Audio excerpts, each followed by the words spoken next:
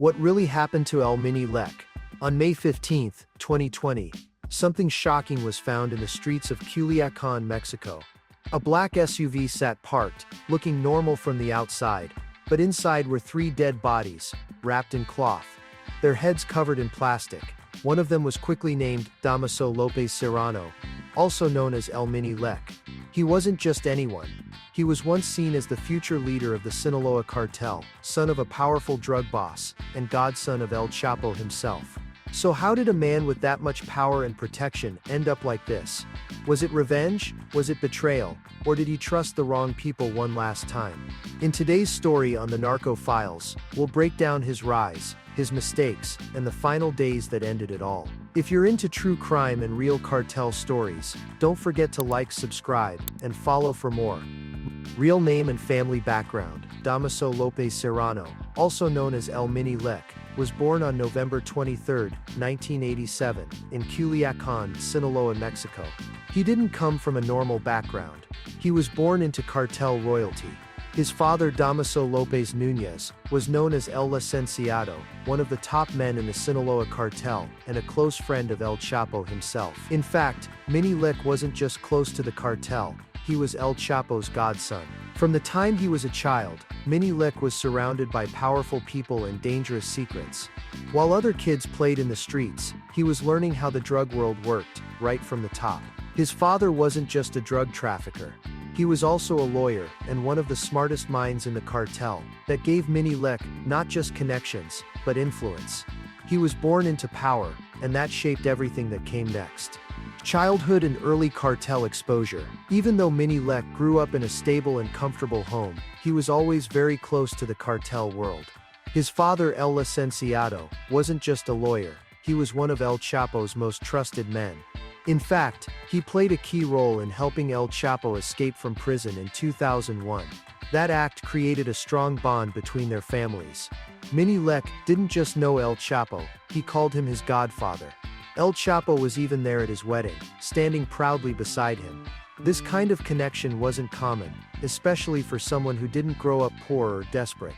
Most people who entered the cartel world did so out of survival. But Mini Lek was already inside from the beginning. He had access to things most people never saw. He knew how the Sinaloa cartel worked, from the top down. That early exposure shaped his view of power, loyalty, and danger. Entry into cartel leadership. By the time Mini Lek turned 18, he wasn't just watching the cartel world, he was fully in it. He started working closely with his father and El Chapo because he had grown up around them. They trusted him, and that trust gave him power. He began handling big jobs, especially in Culiacan and Baja California. His main role was making sure drug shipments, like cocaine, meth and heroin, got into the US smoothly. Mini Lek was smart and organized, which helped him grow fast. Soon he was leading his own group. It was called Los Antrax, a younger violent wing of the cartel made up of hitmen and guards. These weren't just street thugs, they were trained and dangerous, working as enforcers for the Sinaloa cartel.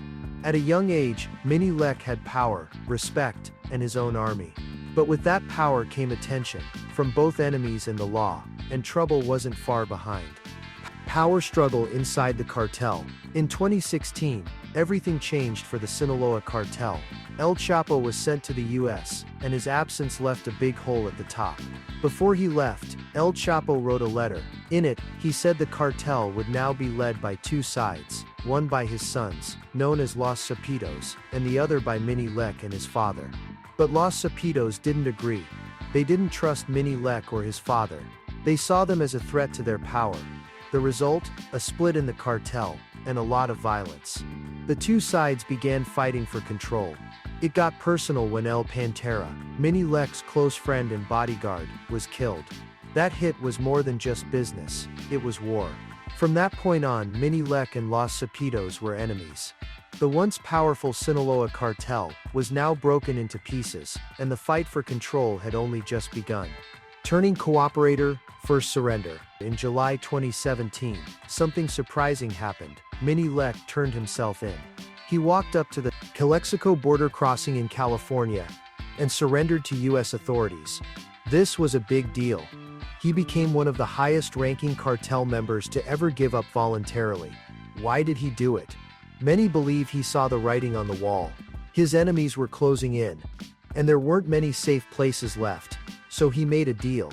In exchange for helping US officials, he pleaded guilty to serious crimes like drug trafficking, kidnapping, and murder. Because he cooperated, his prison sentence was reduced to just 72 months. But that wasn't all. Minnie Lek gave powerful testimony in court. He spoke against his father, against El Chapo, and even against the Chapitos. His words helped the US government build cases against some of the biggest names in the drug world. It was a bold move, but a dangerous one too. Life after prison, brief freedom. In early 2022, Minnie Lek was released on parole after serving most of his prison time in the US. Instead of going quiet, he did something unexpected. He started a YouTube podcast called Okran Leaks. On this channel, he began to speak out. He talked about life inside the cartel, how things worked and who really had the power. He especially focused on the Chapitos, El Chapo's sons. Minnie Lek said they betrayed him, even though they were once close. He claimed he had been loyal, had done what was asked, but still ended up alone. His videos gave people a rare look into the secret world of drug trafficking. But telling those secrets came with risk. The things he said, the names he shared, those words could have made powerful enemies. While Minnie Lek was trying to tell his side of the story, many wondered how long he could stay safe doing it. The downfall re-arrest in 2024. Even though Minnie Lek had started a new life and was sharing cartel secrets online, trouble found him again. In December 2024, the FBI showed up at his home in Virginia and arrested him. This time the charge was serious: fentanyl trafficking. Authorities said he was part of a plan to move over 400 grams of fentanyl between September and December in Fairfax, Virginia. That much fentanyl can harm thousands of people. He had been under watch again, and they finally had enough to take him in. On May 28, 2025, Minnie Lek went to court and pleaded guilty to the new charges. He also signed another deal with the government, agreeing to help them once again. It was clear he couldn't stay away from danger. Even after prison, parole, and a podcast, he was pulled back into the world he once tried to escape. And once again, his freedom slipped through his fingers. Why it matters. Betrayal and ego. So Minnie Lek's story isn't just about another arrest. It's a story about pride, broken trust, and second chances wasted. After turning against El Chapo's sons and helping US agents, he thought he could still be a big name in the game. He tried to make a comeback by teaming up with Mano Flaco, the son of El Mago Zambada. But instead of staying low, he went deeper into fentanyl trafficking and cartel business. That move brought more danger and more eyes watching him. Many cartel insiders believe it was his ego that led to his fall. He wanted to be famous, stay in the spotlight, and prove he was still powerful. He talked too much, posted too much, and trusted the wrong people. In the end, he lost everything again. His story shows what happens when loyalty is broken and pride takes over. In the cartel world, there's no safety in second chances. Legal status and future outlook. Minnie Lek now faces a long prison sentence in the US. And Mexico also wants him for his role in the 2017 murder of journalist Javier Valdez. Though he shared cartel secrets with US agents, his usefulness is fading. He's lost trust, power, and any place in the cartel world. Once seen as the future of the Sinaloa cartel, he's now viewed as a traitor by all sides. His attempt to play both sides failed, and the price may be spending the rest of his life behind bars. Legacy.